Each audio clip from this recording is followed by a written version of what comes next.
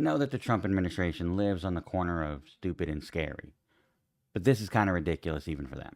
All new this morning, multiple sources say staff at FEMA were left surprised when the agency's new acting head said he didn't know the U.S. had a hurricane season.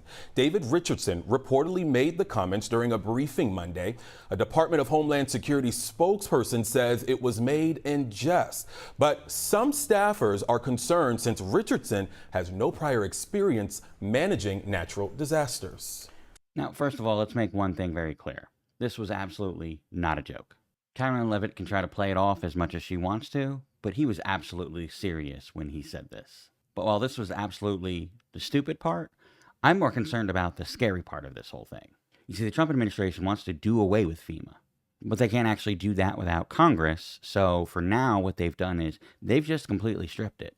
They've absolutely gutted the funding, and thousands of workers have either been fired or quit. Now, a spokesperson for FEMA had this to say.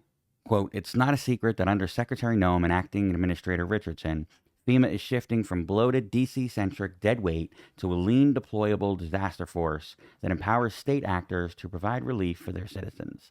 The old processes are being replaced because they failed Americans in real emergencies for decades." First of all, FEMA is not a lean deployable disaster force. It's just a disaster.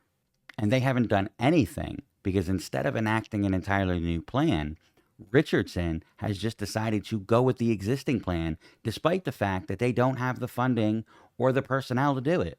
But this is actually what Trump wants now, okay? He put somebody in there who's incompetent.